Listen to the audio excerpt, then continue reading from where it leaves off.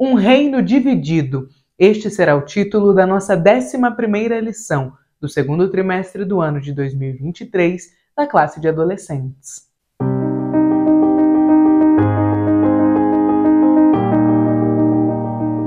A paz do Senhor, querido aluno e professor da Escola Bíblica Dominical. Eu sou a irmã Damaris, sou professora da EBD, na congregação em que sirvo ao Senhor aqui na Assembleia de Deus em Curitiba. Eu já estou aqui para que nós possamos continuar estudando juntos um pouquinho mais a respeito da trajetória do povo de Israel, a nação escolhida por Deus para representá-lo aqui na Terra. Nós iremos falar da tragédia que aconteceu com um reino que, infelizmente, foi dividido. Este será o assunto da nossa aula de hoje, que será ministrada no próximo domingo, no dia 11 de junho.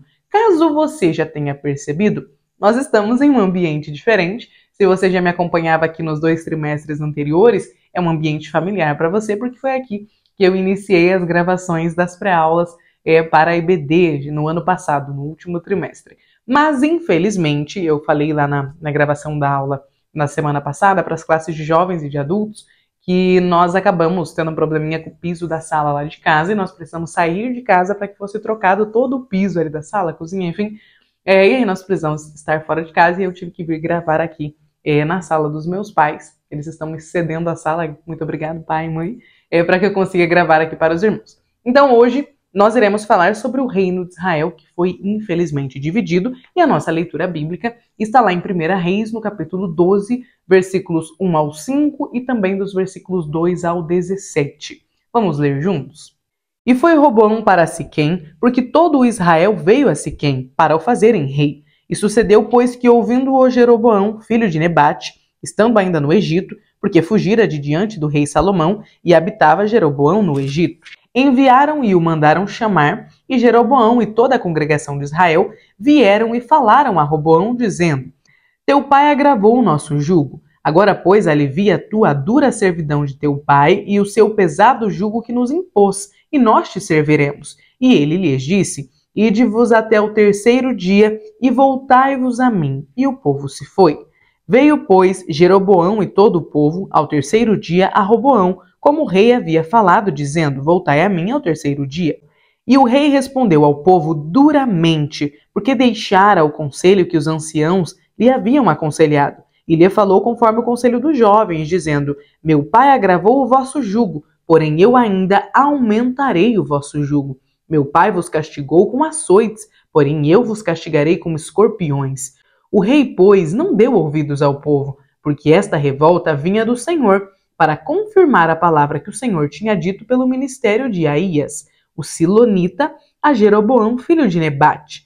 Vendo, pois, todo Israel que o rei não lhe dava ouvidos, tornou-lhe o povo a responder, dizendo: Que parte temos nós com Davi? Não há para nós herança no filho de Jessé? As tuas tendas, ó Israel, provê agora a tua casa, ó Davi. Então Israel se foi às suas tendas. No tocante, porém, aos filhos de Israel que habitavam na cidade de Judá, sobre eles reinou Roboão.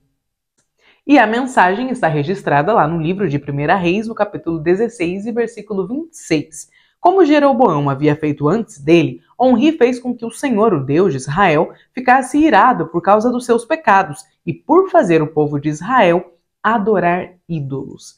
Na aula de hoje, nós iremos começar a estudar este período bastante sombrio que a nação de Israel veio a passar, a viver, a enfrentar, porque eles, infelizmente, se tornaram idólatras. Logo eles, o povo de Deus, o povo escolhido pelo próprio Senhor, que recebeu as leis do Senhor, que conhecia a vontade de Deus para eles, se voltaram contra a palavra de Deus e se tornaram idólatras. Aqui nos nossos objetivos, nós temos os seguintes para a aula de hoje. Primeiro, ensinar aos nossos adolescentes como ocorreu a divisão do reino. Segundo, ressaltar a importância dos profetas verdadeiros para o povo de Israel. E terceiro, mostrar que há apenas um Deus verdadeiro, o Senhor Todo-Poderoso. Aqui nós vamos descobrir, a lição nos faz um convite, nos dizendo o seguinte: Israel não era uma nação qualquer, foi uma nação escolhida para fazer o nome do Senhor conhecido. Porém, Israel pecou contra o Senhor. Diante disso, Deus mantinha a sua justiça e permitia que o povo e os reis lidassem com as consequências de seus pecados. Israel sofreu um grande golpe após a morte de Salomão, que marcou a sua história para sempre. Vamos descobrir o que aconteceu com a nação santa? Hora de aprender. Primeiro tópico: Jeroboão e o Reino do Norte. Primeiro subtópico: a divisão do reino. Após a morte do rei Salomão, Roboão, o seu filho, assumiu o trono sobre todo Israel, conforme nós já lemos. O povo das tribos do norte, sob a representação de Jeroboão, procurou o rei para pedir que ele aliviasse a carga de serviços e tributos que foi imposta por Salomão. Lembrando que os impostos estavam muito altos por conta do que Salomão havia feito isso para a construção do templo. Depois de terminar o templo, ele manteve estes impostos muito altos, muito caros, e o povo sentia o peso daquilo e eles não aguentavam mais aquela situação. Então eles desejavam que fosse abaixado ali os valores de impostos, e eles vão pedir, eles vão clamar a Roboão que ele faça isso, até porque não existia nenhuma justificativa para impostos tão altos, mas Roboão vai escolher dar ouvido, né, ali aos amigos, aos jovens, e vai não ceder. Jeroboão era um homem valente que tinha sido um oficial de Salomão, e é bom a gente pegar bem as diferenças de nomes, porque é muito ão, né? Salomão, então, filho de Davi, Roboão é filho de Salomão, e Jeroboão era um dos oficiais de Salomão que vai tentar ali fazer uma rebelião contra Salomão. Mas ele vai receber uma mensagem do profeta Aías de que ele reinaria sobre 10 tribos de Israel. Lembrando que Israel tinha 12 tribos. Após esse episódio, ele fugiu para o Egito para não ser morto por conta da rebelião que ele tinha causado. Porém, nesse momento de Israel, nesse momento de morte do rei Salomão e de que Roboão havia assumido, o povo mandou buscar Jeroboão de volta, porque eles encontravam em Jeroboão uma espécie de escape. Eles acreditavam que Jeroboão poderia ajudá-los, auxiliá-los e, caso fosse preciso, poderia reinar sobre eles. Então é o próprio povo quem manda chamar Jeroboão do Egito. Ele tinha fugido para o Egito para evitar ser morto por conta da rebelião. Mas agora o povo manda chamá-lo num período em que eles estão ali tendo dificuldades de lidar com Roboão, que era o sucessor, o filho do rei Salomão. Roboão, então, ele despediu os israelitas e pediu que eles voltassem em 3 dias. Quando eles vieram, que foi o que nós lemos agora há pouco, né? O povo vai diante dele, pede que ele abaixe a carga de impostos, mas Roboão vai dizer, volta aqui em 3 dias que eu darei, né, uma resposta a vocês. Ele consulta os anciãos, que já estavam ali, já auxiliavam o seu pai durante muitos anos, e ele consulta os seus amigos. E olha só a imaturidade e o despreparo de Roboão. Lembrando que Roboão não era um jovenzinho. Ele já tinha 40, 41, 42 anos quando ele começou a reinar. Porque ele nasceu de Salomão antes de Salomão começar a reinar em Israel. Salomão reinou por 40 anos, então Roboão já tinha um pouquinho mais de 40 anos. Não era um menino, não era um jovenzinho. Mas ele resolveu, talvez porque foi criado pelo seu pai como um próximo rei, talvez muito mimado, recebendo tudo ali na mão, ele era irresponsável. E ele vai levar em conta aquilo que os seus amigos vão dizer a ele, ao invés de levar em conta o que anciãos preparados para aconselhar um rei queria, né, que ele fizesse. Ele escolhe ali o conselho dos seus amigos. Então nós vamos ver que nesse período, né, ele consulta os grupos distintos e quando ele se recusa a ouvir os conselhos dos anciãos que disseram para ele, diminui os impostos porque realmente o povo não está aguentando mais pagar, ele não atende ao povo. Ele ignora, ao tomar a decisão de acatar o conselho dos seus amigos, dos jovens que estavam ali falando com ele ignora o desejo do povo. E nós sabemos que não há rei sem povo. É só porque existe um povo que existe um rei. Então olha só o que vai acontecer. 10 das tribos de Israel vão romper com Roboão e com Jerusalém e com a descendência de Davi. Eles vão escolher que Jeroboão se torne o rei deles. Então é Jeroboão quem vai assumir a liderança das 10 tribos de Israel e se tornar um rei sobre elas. Essas 10 tribos formaram o que nós chamamos de Reino do Norte, que ficou conhecido como Israel. Então aqui Israel não está mais se referindo a todo o povo, mas está se referindo apenas às 10 tribos do norte, que tinha no início como rei Jeroboão. Então, após romper com Jerusalém, Roboão vai estabelecer a capital do novo reino, né, o reino que foi dividido, o reino do norte, que agora se chamava Israel, em Samaria. O reino do sul continuou sendo em Judá, com a sua capital em Jerusalém. A nação ficou dividida, então, por séculos. Ficaram ali as tribos de Judá e de Benjamim.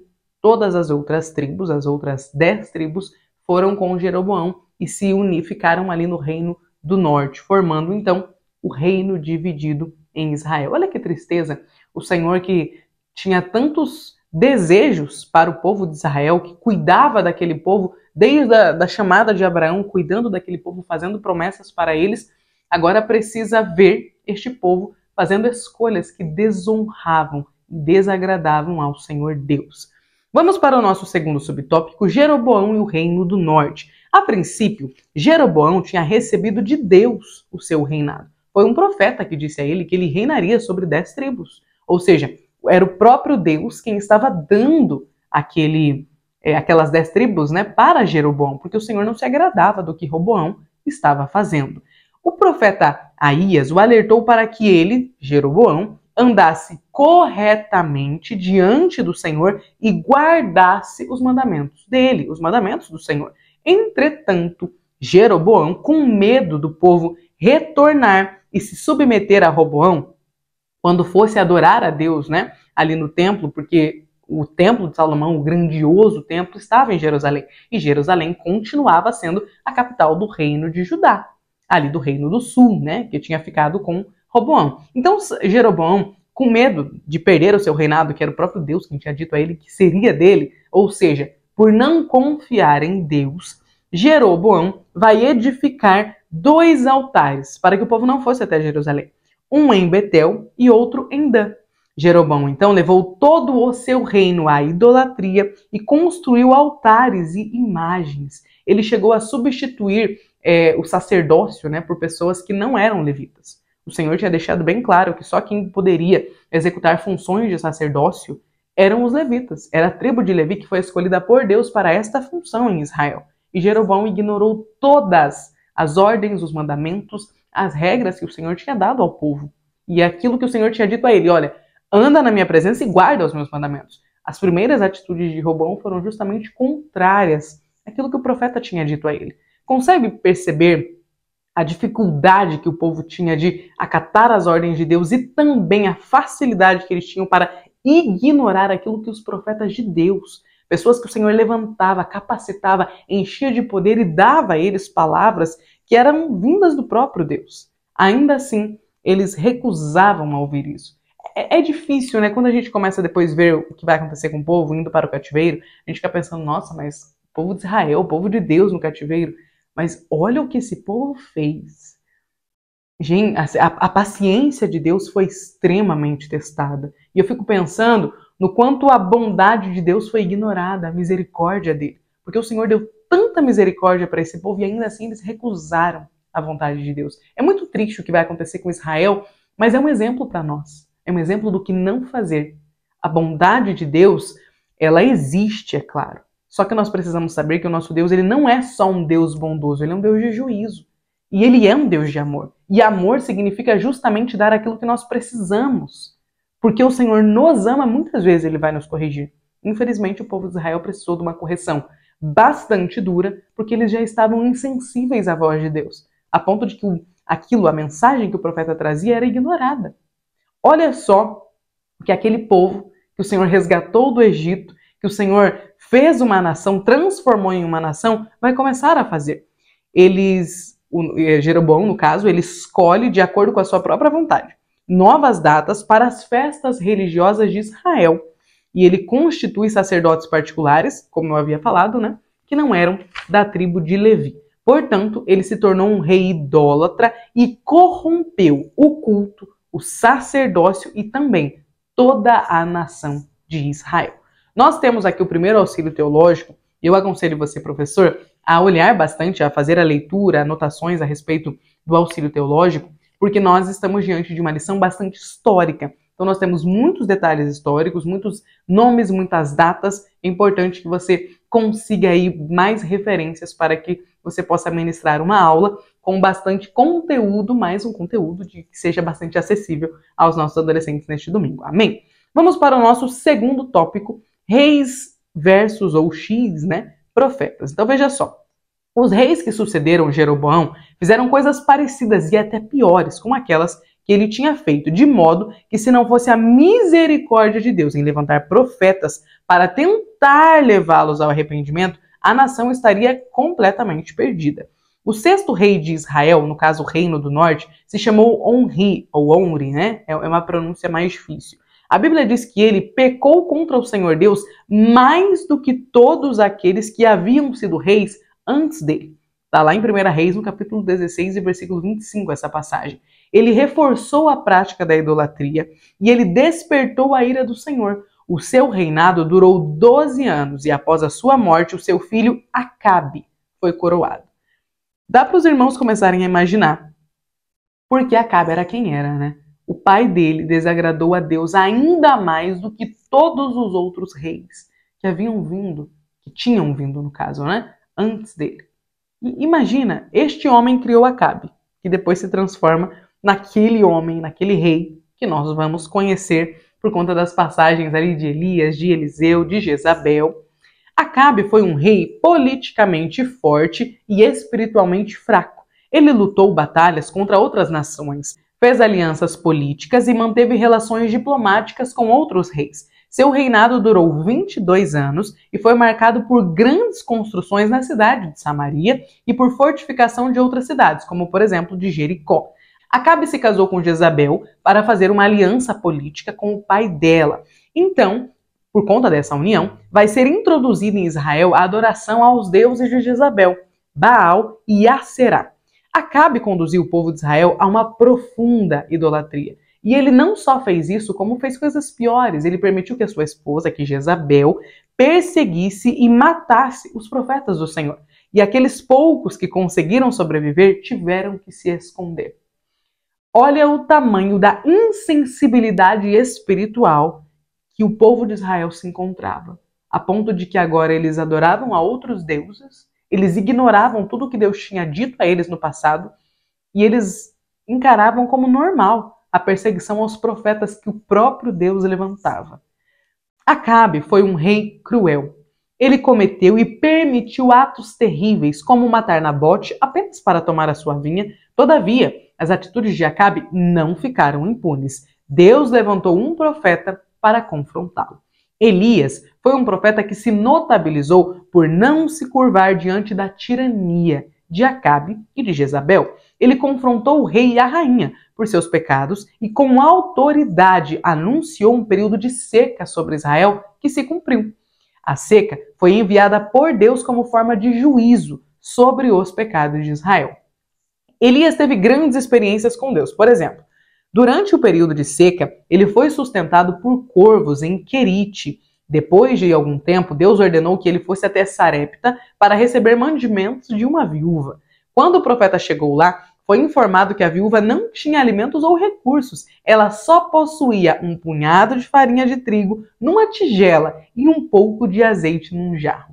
A viúva e o seu filho estavam à beira da fome. Entretanto, aleluias, o Senhor usou o profeta Elias para abençoá-la. E a partir daquele dia, a farinha e o azeite foram sendo multiplicados até o fim do período da seca. De maneira que, por meio de um milagre, Deus sustentou o profeta e a viúva e o seu filho. Tempos depois, o filho dessa mulher também morreu, mas Deus o ressuscitou mediante a oração de Elias. Após 3 anos, Deus decidiu ordenar o retorno das chuvas. Porém, antes disso, Elias foi enviado a fim de confrontar a corte idólatra de Israel e os profetas de Baal e Aserá. Elias anunciou um desafio no Monte Carmelo entre eles sozinho contra todos os profetas de Baal e Aserá, que ao todo totalizavam 850. Se tem algo que me chama a atenção neste período da história de Israel, é como Deus preserva, sustenta homens e mulheres em períodos nebulosos, em períodos sombrios. Mesmo nos momentos de maior idolatria em Israel, o Senhor tinha os seus escolhidos. Ele tinha pessoas que não se curvavam diante da tirania, diante da crueldade, pessoas que abriam mão dos seus medos, das suas vidas, sabe, que eram enchidas de coragem pelo Senhor e que se deixavam ser instrumentos do Deus Todo-Poderoso em um período que Deus estava sendo tirado de cena. Jezabel e Acabe fizeram de tudo para que Deus deixasse de ser a marca do povo escolhido, do povo que era de Deus. Só que ainda neste período, num momento tão difícil, o Senhor pôde, contar com Elias, um homem cheio de coragem, que deixou que Deus fizesse dele um instrumento, que se deixou ser usado nas mãos do Senhor. Olha como é importante que nós possamos manter a nossa fé, que nós possamos manter a nossa crença em Deus e, mais do que isso, a nossa adoração particular, individual. Elias viveu um momento de crise, em um momento em que ele era convidado a se ajoelhar diante de ídolos.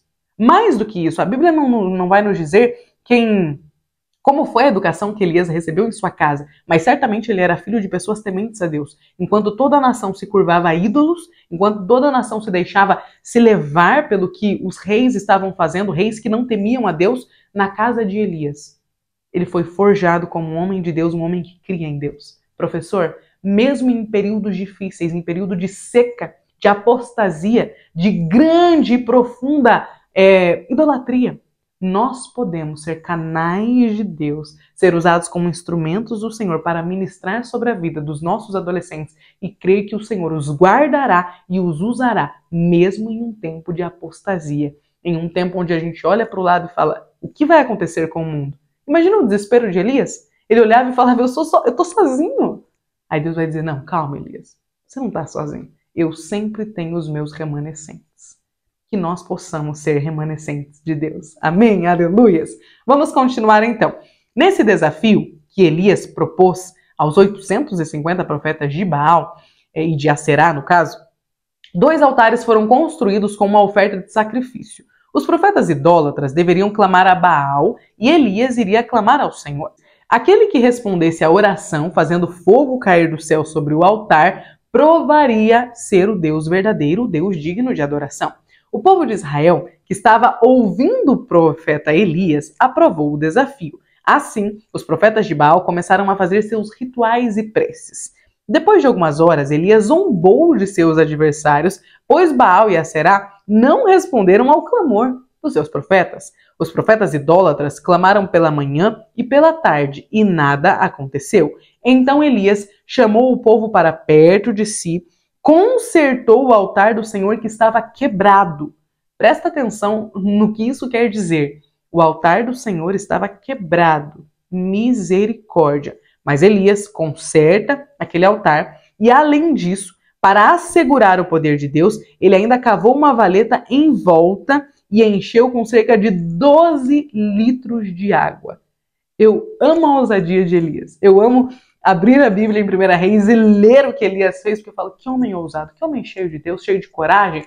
Elias, então, coloca ali 12 litros de água em volta e ele começa a clamar a Deus com uma breve oração. E o Senhor respondeu com fogo sobre o altar. Quando o povo de Israel viu isso, imediatamente eles exclamaram, só o Senhor é Deus. Logo em seguida, todo o grupo dos que praticavam e ensinavam a idolatria em Israel foi destruído. O Senhor destruiu a todos eles e então o Senhor ordenou que houvesse chuva sobre a terra que estava seca de Israel. Terceiro tópico, na verdade, O profeta Eliseu. Nós temos então o período de Elias e agora nós iremos entrar no período do profeta Eliseu. Tempos depois, Elias foi levado aos céus. Após a sua partida, Eliseu, que tinha sido seu discípulo, se tornou o seu sucessor. Eliseu presenciou muitos milagres junto a Elias, como a abertura do Rio Jordão, por exemplo, e a subida de Elias ao céu.